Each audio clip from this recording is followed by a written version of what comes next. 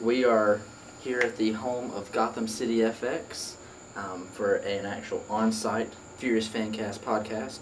And as always, I am TheOtherLuke, and with me is... Big one, Kenobi. Yes, and now we're going to go inside and see the inner workings of Gotham City FX. Let's go.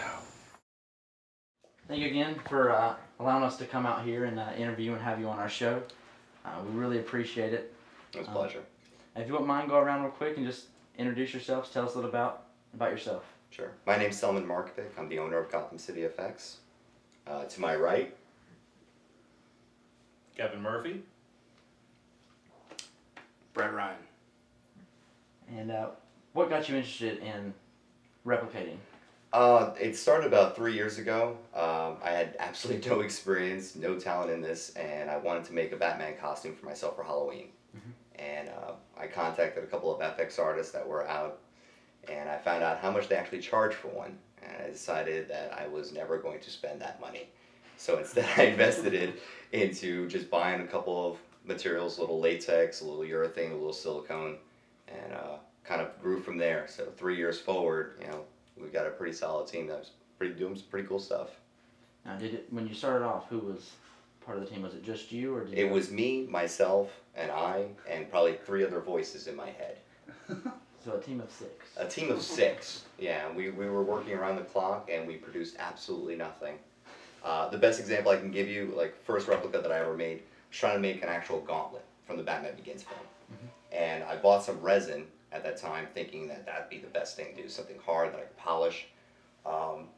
It looked like a kindergartner when they come home from school and they had that arts and crafts day and they made an ashtray, and it looks nothing like an ashtray. It looks like a mutant threw something up, and you have to look at it and go, oh my god, it's beautiful. That's what this gauntlet looked like. So I showed it to my girlfriend at the time, and she's like, I don't know what it is. And I'm like, look, it's a gauntlet. And you know, I got better since then. So kind of learned the materials, watched a lot of YouTube videos and how-to videos, and just kept reinvesting and reworking it. So how long did it take till you were able to, were you good with your skills to where you knew I'm still terrible. I keep telling everyone I'm the worst part of Gotham City FX, so I decided to hire people much, much better than I am. So that would be Kevin Murphy here, he's my lead sculptor. Brett as well, he's a sculptor, mold maker, airbrush artist. And little by little we've been bringing on people that have the right type of skills for the type of work that we're trying to do. But I'm still terrible. Now, how did you form your team? Kevin was one of the head tech people at the company where I purchased all my materials from. So we developed a relationship right off the get-go because I would bother him with tech questions on how do you do this and how do you do that. And he'd always roll his eyes because I was that newbie walking in just like anybody else. But fast forward a couple years later, now we're working together every single day. Okay. So is your team, I know you said you had some other staff that come in, but yes, the 3 of y'all, were y'all the main? We're the core team. We're the core team. All right. So when do you bring in the other staff? What projects is it? It depends on the type of project we're doing. If it's a full-size costume, or let's say we're not working with rubbers, we're working with fabrics and textiles, we'll bring in seamstresses and tailors that know their jean material, know their 4-way stretch lycras, know their sequin stuff, know cape materials, know how to sew it. I used to try and sew my own stuff, came out just like that kindergarten ashtray, so I try not to do that anymore. But it'll be piece by piece, project by project, we'll decide what the necessary skills are that we need. Now, when at the midnight premiere for The Dark Knight Rises, the people that were there helping y'all out, were they part of your team, or they were just? Yes. They yeah. were? Our company was started officially on the books as of January this year. So we're only about 7 months in right now. We've done about 5 different charity projects where we brought the Bat Pod and costumes out for. We did the MegaCon convention here in Orlando back in February. We did the Dark Knight Rise premiere this past week. And each of those individuals had something to do with making our company where we are, whether it's graphics printing or just helping to cast pieces, paint pieces, helping to move equipment from and to locations for promotional events. So they're friends, family, and crew all in one. And that's why I wanted to treat them by having them all come out for the premiere. That's awesome. How was your turnout for the Dark Knight Rises event? I was expecting utter chaos, and utter chaos is what we had. It was kind of scary. At about 7, 8 o'clock, the lines were not as big as I anticipated, and then that changed about 15 minutes later after that. And then the lines, as you saw, were just out the door, around the block, past the 2 spotlights with bad signals that we had outside. And the theater was really pleased. We were really pleased as well. And I talked to them this past Monday, and they had a huge turnout the entire weekend. That's great. Yeah. That's great. Now, where all do you store and display your work when it's during the process as you're making it, and then once it's complete? We have a separate storage facility that just out of necessity we had to move out of the shop, because as we're working in the shop, as you can imagine, it's very dirty. There's different chemicals that are in play, and we want to avoid any kind of cross-contamination between our finished pieces and what we're working on right now. So we'll either keep it here in kind of our studio, so to speak, or we'll put it into the storage facility, which right now I think we've got like 9 or 10 mannequins sitting in there. Yeah, through experience we found that a bat pod does not make a very good work table. No, no, it really doesn't. I mean, it doesn't need a kickstand. It kind of balances on its own, but you don't want to sculpt on it. How often do y'all make costumes, and how do y'all go about what you're gonna make? And For the most part, I mean, we've been really fortunate that we kind of got our name out there with doing a few pieces here or there, whether it was Batman related or other characters.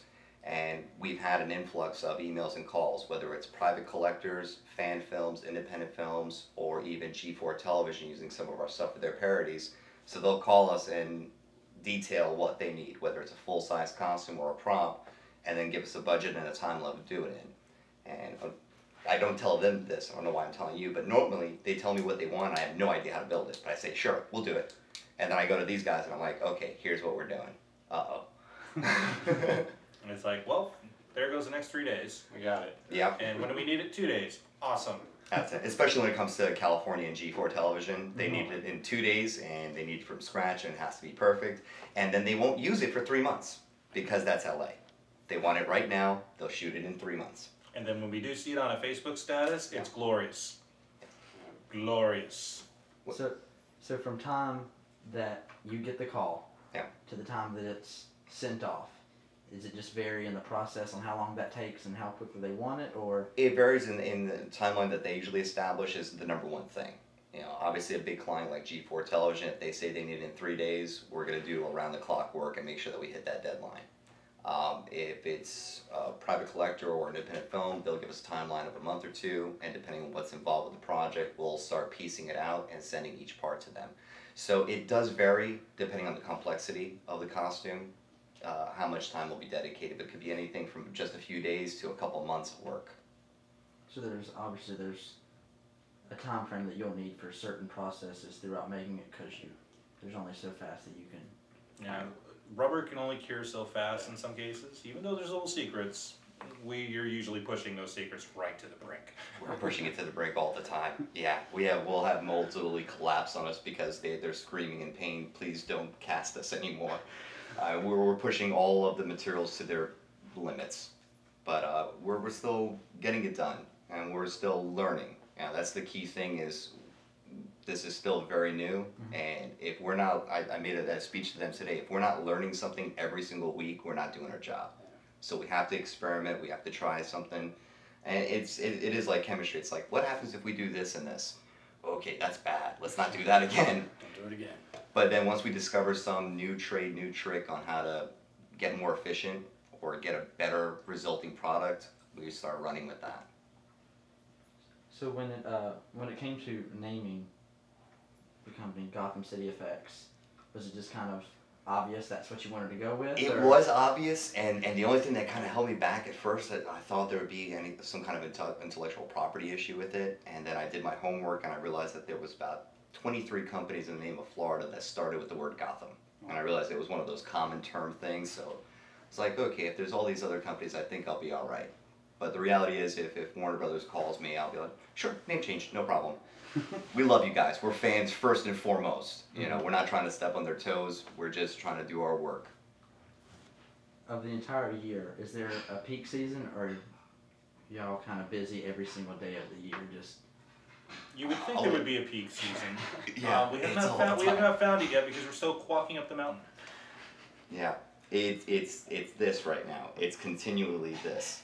Like, we think this was busy, and we go, wow, that's about as busy as it's gonna get. And then it goes to this. We're like, okay, wow, this is really bad. We need to hire more people.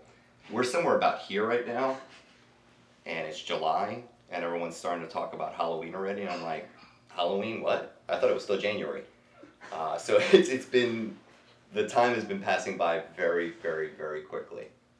And after, the day after the release of The Dark Knight Rises, how did that impact y'all?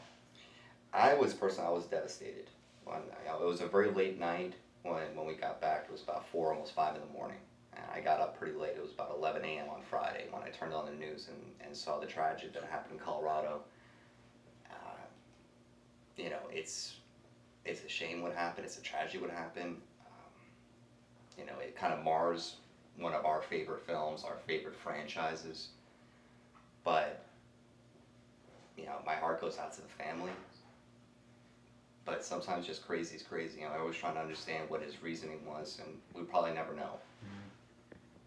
Yeah, it's just sad that he had, you know, that whole thing had to happen to fans that were going there for a positive thing to enjoy themselves. Yeah. Yeah. And it was nice that Christian Bale was able to go out there and... We just heard about that today. You know, It's he a mentioned great something thing, it really yesterday is. that he was going to be going out to visit the people in the hospital and the Yeah. victims and families. And then just recently, about an hour before you guys came, we saw on the news that he was in the actual hospital meeting with people. And that's very commendable. As well, Warner Bros. I think released something about some of the profits from the film. They're going to help the families out. And Nolan's even released a statement. It's nice to see that outside of the industry that they're actually taking the initiative to help those. I think to the people in the outside world that don't understand how popular Batman is to us, there is a whole underground movement. It's not just Nolan and his films. It goes back to Keaton and the '89 and Returns. As much as I don't like the Schumacher films, I still kind of grew up with them a little bit. I liked Batman Forever, Batman and Robin, they kind of lost me on. But still, it's all Batman films, and I still loved all of them. And there's a whole community, whether you're talking about children, teenagers, people in the 30s, 40s, and 50s, that just absolutely love the franchise. So whether it's Nolan's thing or the next guy that's going to reboot it, there's a love for it. And that's what really marred it when we heard about that tragedy. Yeah, these characters transcend so many different things, and it's like the most important thing with this tragedy too is, I mean, this is a superhero movie, and you know, people need heroes, and that's why Batman will persevere. That's why the movie was still a success, despite tragedy. I mean, the character itself, Batman, is steeped in tragedy, and it's about overcoming that. And a lot of people remember that in those times, and that's important, and that's why we keep going. Definitely. With all the different, like you were saying, all the different Batman stories, you know, whether it's Nolan's, Burton's, you know, all the way back to, you know, when Bob Kane originally released Batman, is there one particular Batman, I guess, theme that y'all are focused on when you make the costumes, or do y'all have calls, hey, can you make me an Adam West Batman outfit? No, it's a full range of them. You know, G4 originally wanted a Dark Knight costume back in January, February. We did that for them. We also provided them with the Bane mask replica that we made. And then less than a month ago, they needed an Adam West costume. And then they created that little segment on their show called Batman and Batman Dating Advice. And it had a 60s Adam West Batman next to Bale's deep voice Dark Knight. And they're there doing like a daytime talk show. And it's hysterical. You know, to see any of our stuff on that kind of level, I mean, it sends chills down us. If I can just keep doing that, I'm perfectly happy. And literally 2 days before G4 called us, I was talking to Salman about, oh man, you know, the Adam West costume, oh man, I can't, why did they do that? And then 2 days later, he's like, oh, we're gonna make one. And I'm like, okay. It literally was that way. We were talking something about the Adam West costume. I'm like, there's not a chance in hell I'm ever going to touch that piece. I don't see a need for it. I don't want to even specialize in that. And then G4 calls and I'm like, we're building an Adam West right now. Right now we're loving Adam West. You start sculpting out the cowl. I'm going to go buy some blue fabric. And on the whole, we built it. It'll be fabulous. Don't you hate it still? Kinda. But I still know every detail about it. And the running joke when people ask like what we will build, what we won't build, you know, as a business model, we have to pretty much build whatever someone's going to budget us for. So I always said if some rich guy comes to me and says he wants a 20-foot life-size Barney statue, you know, in purple fur, I'm going to hate him. I'm going to hate him. But if he has the budget and the time, I will build it and I will give it to him and I'll ask him not to credit us. And we've even had some people that have even asked us to do stuff beyond our ability, like a certain somebody emailed Selman and was curious about us making an entire working functional Batman suit with working parts for $1,000, and they were going to pay it, and they're going to pay us in increments too.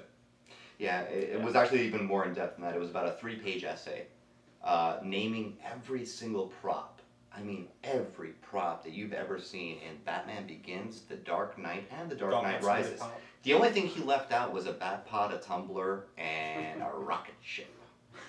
Those are the only 3 things he left out. But everything else had to be fully functional, opening and closing, firing, doing this, doing that. And I'm just reading this email going, you need help. And then he calls me in here to read it. Yes. And he's like, dude, you got to see this. But I mean, like I said, I try to be as polite as possible. Like, we cannot help you. I'm not too sure who can, but we cannot help you. So there are things that we'll say no to. Yeah. Do y'all have, what are your future plans? I know you said you don't really know until it arrives, but is there anything that you're working on right now? More coffee.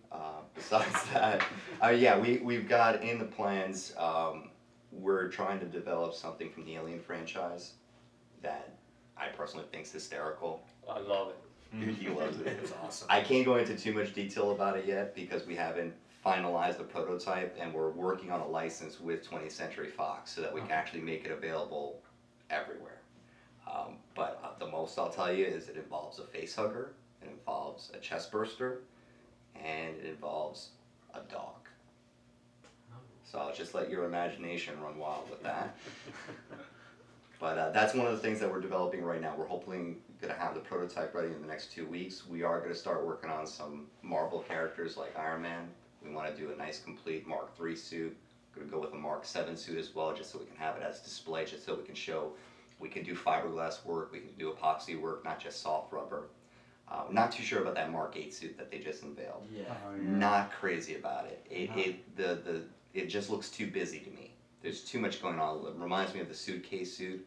And I'm not sure about that champagne pewter color. Oh, Yeah. Yeah, it wasn't really, there was a lot of opinionated responses coming out after it was. And most of the films, they've always had 2 suits per film, so if this is the first suit we're seeing, then we're going to see something else for Iron Man 3 next year. But those are the 2 big projects that we're working on right now.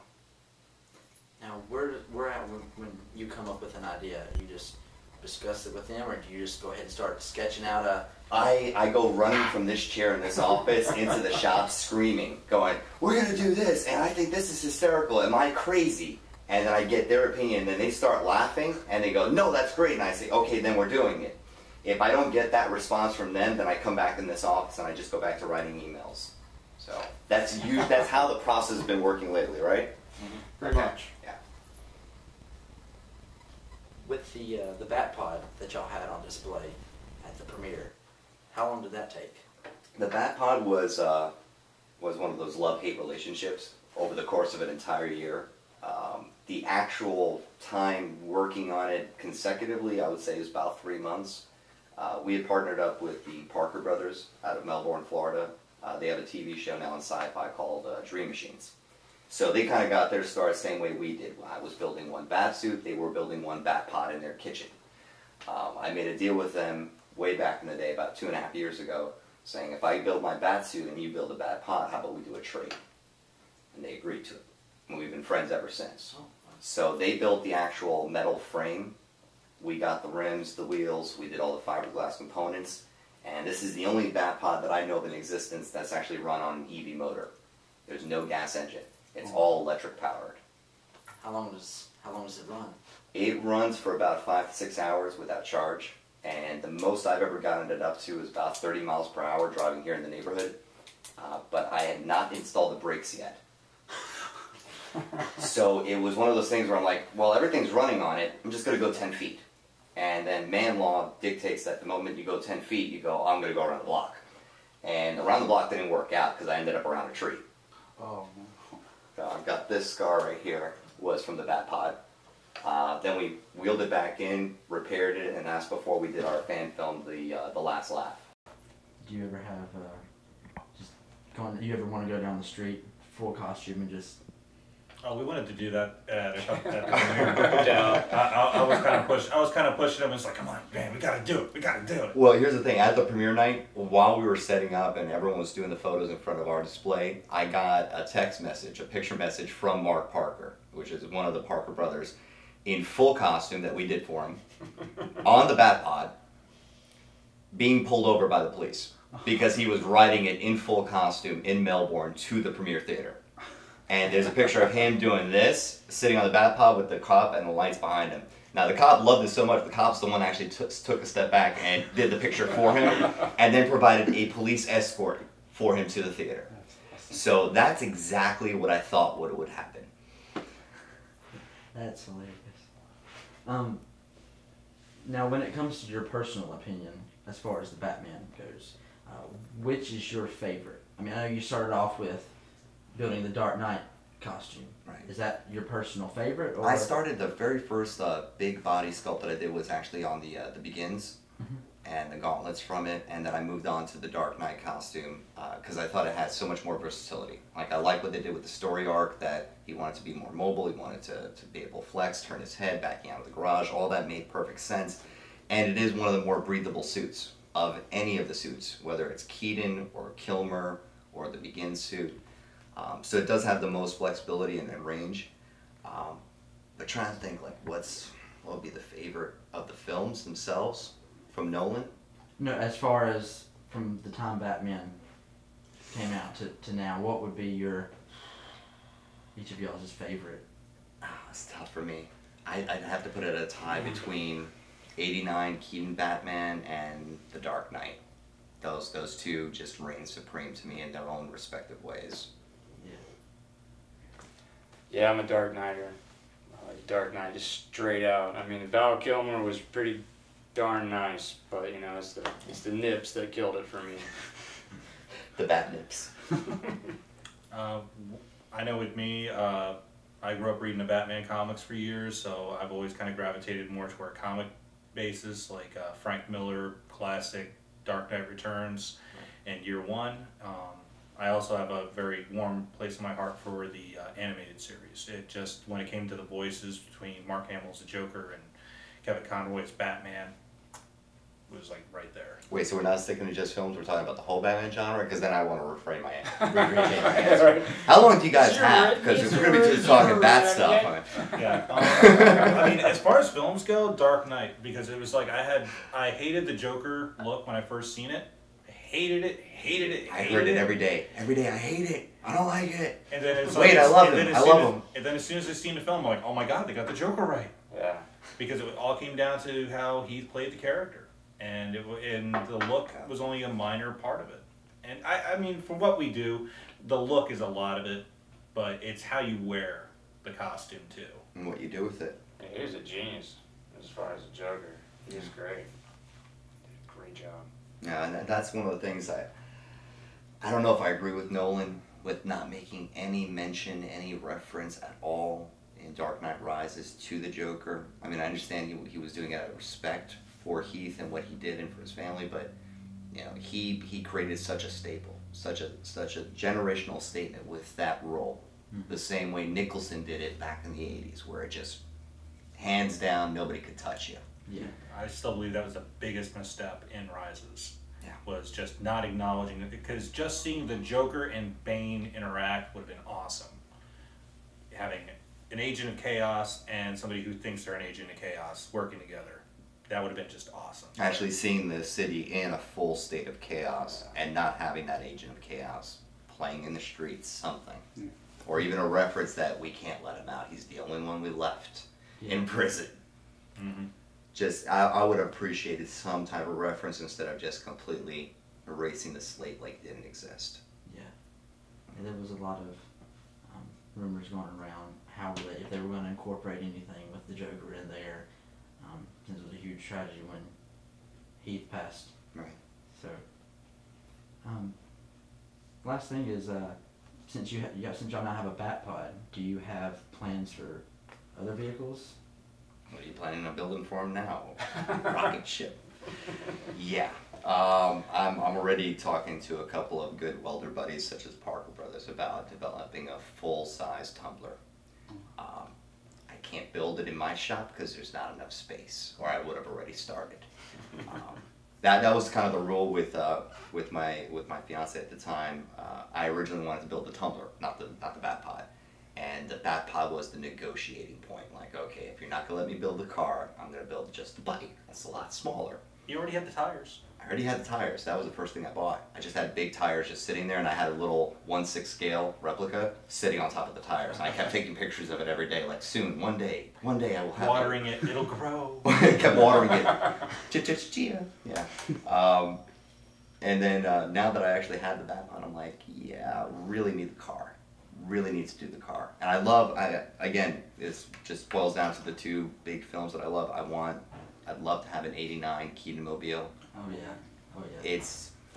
That car stands with the test of time. You know, 20, just 30 years from now, we'll yeah. still be saying that is a beautiful You piece look of at that machinery. car, the Tumbler throws you off a little bit, but you identify now as Batmobile. The Keaton one, no, there's no mistaking it. There's That no is a mistake. Batmobile. Yeah. And Tumbler's just angry. Just looks so angry. I-4 traffic. Operational traffic. turrets too, please. Well, even with the bat pod, one of the modifications I want to do to the guns is actually put paintball markers in there with electronic triggers. That would be pretty cool. I have some twisted ideas. You should come by more often. Yeah, it's like with Iron Man with working rockets. He's not kidding. No, he's not kidding. I'm going to do some simple fiberglass and epoxy shells, just your plain things that everybody else does. But what no one has done that I've seen, they've done moving faceplates that work on servo motors. I want the gauntlets, the legs, the chest, all of it working on 2 to 4 inch actuators that's going to open and close. Each one's going to have their own battery pack and IR sensors. I'm going to build an iPhone app so you can power up the suit from your iPhone. It's going to have miniature fans in the back and headpiece that keep you cool. It's going to have speakers and a subwoofer so you can play AC/DC. I'm not done. It's going to have, instead of trying to look through the lenses with these bright LED lights like everyone else tries to do, these lenses will be completely closed off with LED lights. What we're going to use is those spy camera miniature 1-inch screens inside with miniature cameras to the outside. So you actually have 2 double screens as your field of vision, which is going to be on a wide angle lens just like a backing up camera on a car. On top of that, we're going to have the shoulder parts actually lift, and I bought those little satellite battery rockets. We tested them out on 4th of July to see how they worked. They work, so we're going to put that in there. We're going to put the actual single rocket coming out of the gauntlet. We've already decided that I'm going to be the test dummy for the suit since I'm thin enough to fit in it. He's going to be the control arm with the fire extinguisher that I'm going to yell at. Not douse me unless I'm actually on fire. Can you do the noise? Yeah, that's it. And then the last thing that I thought of was the actual arc reactor in the center. People always stare at it, it's always bright, but I actually want to do a camera lens in there that flashes and takes a picture and then has a drive so I can actually flash people, get this reaction, and then have a picture of it. Where do I sign up? And that's the reaction I'm looking for. Yeah, definitely. With everyone that we have out there listening to the show, they're like, here's my wallet. Just take it. Good. We need it for research and development at this point because we're not going to get it right on the first try. There's going to be a ton of things that are going to go wrong and aren't going to work. So we're going to slowly start. Yeah, pretty much. Except we don't have his funding. Well, I'm planning on having that prepped and ready by next year's film. I'd like in the next year for that to actually come to pass. That's going to be awesome. You definitely have to keep us updated on that. You got it. We'd love to come back and do some more. Anytime. Maybe get like a process of, going through making a certain mask or costume or anything like that. We can put together a montage. Yeah. Look at what we did for the Dark Knight Rises premiere. Imagine what we'll do for Avengers 2. Yeah. Yeah. Well, he wants to build a Hulk. Yes. And I want to help him. Oh. Yeah, I want to do 1/1 Hulk. And, Full scale. I'll be Hawkeye for you. Well, we want to thank you again. Pleasure. for Thank you. allowing us to come out. Appreciate it. Thank you. It was a huge pleasure. Thanks, guys. And we're the Furious Fancast, and we are out of here.